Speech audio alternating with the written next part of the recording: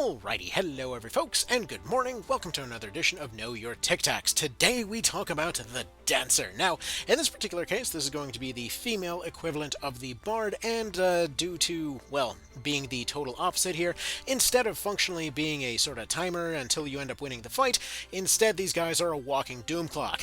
For all intents and purposes, they are going to dump any kind of debuffs all over the enemy team, just do free smart bomb damage across the entire thing, make their MP randomly disappear, and slow everything down so hard it falls off the turn order entirely. Now, this is basically a class designed for attrition cheese, and that's a lot of fun, so let's go ahead and get to it here.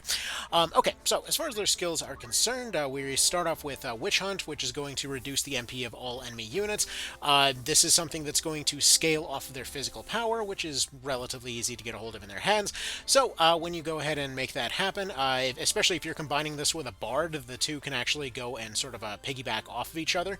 So if she keeps getting additional PA, she ends up going and removing more stuff, which granted isn't the best way to get rid of MP, but if you want to get rid of MP at a safe distance, this is a good way to make it go away. Same thing with the Mincing Minuet.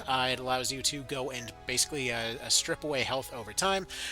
This is one of these things that's a bit of a hard number, so even though stuff has a tendency to get scaled down on Tactician, this is something that can work pretty well for attrition.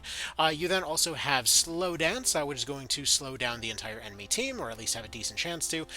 It should be worth noting that unlike, for example, the Bard, whose abilities are going to be scaling off of your team, which is ideally going to be alive all the time, the Dancer starts off as good as they're going to get at the start of the fight, and then their usefulness kind of drops off over time, since if there's fewer units, there's fewer rolls for their abilities to do anything, which means that they might just sit there missing over and over. Anyway, the point is, something like Slow Dance, you can just sort of leave passively going and removing speed as the fight goes on. I personally found this particularly useful in cases like the Elmdor fight, which, you know, you have the classic setup for going and stealing his stuff, but if you end up just leaving this on long enough, eventually they just stop having turns altogether. From there we also have Polka, which is going to reduce physical attack power, Heathen Frolic, which will reduce MA, Forbidden Dance, which is, man, it's just... This is almost just pressing easy mode on the hardest difficulty for all intents and purposes. Like, genuinely, if you want to get the most out of Tactician difficulty, you might as well just ban yourself from using Forbidden Dance. It should be forbidden. Effectively what this does is that it will hit throughout the entire map. Unlike the, you know, humble 5 buffs that the Bard gets, instead we have Poison, Blindness, Silence, Toad, Sleep, Confusion, Slow, and Stop. This means that a solid, you know, half of this thing can completely disable a unit, and they're going to be rolling for each of those things individually.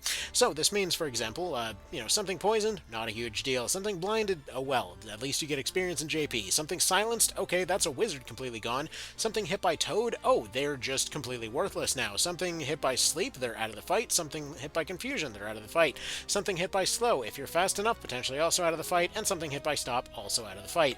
You'd be surprised how many things can be afflicted by Stop. It's most things. So yeah, they have a pretty decent chance to just walk forward and end the fight before it starts. And unlike the calculator, they're a lot less tedious. You just press the Forbidden Dance button and then just watch them dance as your odds increase with every few seconds. Alright, and then from there we have Last Waltz, which causes everybody's CT to go back to its maximum, which is just meh. It's kind of Uno reverse, skip their turn kind of thing. It's, this just does that for the entire team and has a bunch of other additional benefits as well. This is just meh. It's just a solid meh. If it was way faster, sure, I'd rather not. Like, it could easily be 4 times as fast, and I still don't think I'd actually press that button. Anywho, from there we have Strength Surge and Bravery Surge, improving your PA or Bravery if you want to put these on somebody and just repeatedly beat them until their Bravery improves. This makes a bit more sense than the Faith Flogging, but whatever. No support abilities, and then from there they get Jump +3 and Fly. Between the two of these, Fly is way better. Jump +3 is Fly, but you haven't bought it yet. So yeah, that is about that there. As far as their equipment is concerned, though, just like with everything else, the ladies do get more than the dudes, even in this category. Now, they don't get a sucky harp, but what they do get is they get the full complement of daggers, the cloths, which, granted, there aren't too many of them, but they have a freakishly high evasion rate, so one of the highest in the game right out of the bag there, which, granted, that it's range 2, they're not exactly the big old physical powerhouse or anything, and it's just a goofy-looking weapon to begin with, but they're functionally speaking a shield that you can use in your main hand.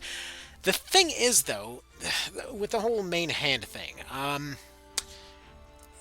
this is kind of weird, because this is a weapon that is exclusive to them, but you also get that 50% evasion, but realistically speaking, you might as well just go for a equip shield and having a shield at that point, because you need to equip parry to get that evasion off your weapon anyway, so why? It's a weird category. I don't know. It doesn't really feel like it makes a whole lot of sense to use, but whatever. If you want it for flavor, it's there. You get the cat skin bags for the same reason as you'd use them otherwise. Falling Star is probably going to be their best weapon overall if you need a physical weapon. I know personally on my playthrough, I really liked putting a Falling Star bag on this particular unit over here, and then repeatedly having them poach things with what is presumably just a bowling ball bag. I don't know. It doesn't exactly explain it, aside from being, custom made. I will choose to believe it's a bowling bag. But yeah, they get the daggers if you need to do any of the previous functions, but worse. So for example, you could potentially delete something health-wise with a Falling Star, or you could just do that eventually with an Assassin Dagger, I guess. If you wanted to dodge stuff, you could use the main gauche, or you could just do the same thing with a cloth. I mean, cloth is just main gauche, but better, really. Maybe that's what they wanted to do here. They wanted to clue people into what this was, because people back in the day didn't have a tendency to look at this stuff as much. I don't know. That's a dumb theory. Anywho, though, yeah, that's about it. They dance, they do the same thing as the bard, they sit in place, they do their cool animation, and then they just sort of win the fight for you. A lot of times, just a single activation of Forbidden Dance ends a fight before it's even started. Honestly, their ability to just delete things outright is kind of absurd. Nothing can equip enough equipment, I don't believe, to be able to completely get rid of all of their stuff, aside from anybody running a ribbon, so it's weird that one specific item in the game can stop them, but otherwise they kind of just win fights outright. And even if they can, for example, have their debuffs blocked, they can still go and do damage over time, they can slow stuff down, and whatever else, because those things cannot be blocked. Okie dokie, that's about it. So, y'all have yourselves a good one. Nothing really too fancy to talk about with these guys. I mean, they're just like the passive doing stuff over time option, so yeah.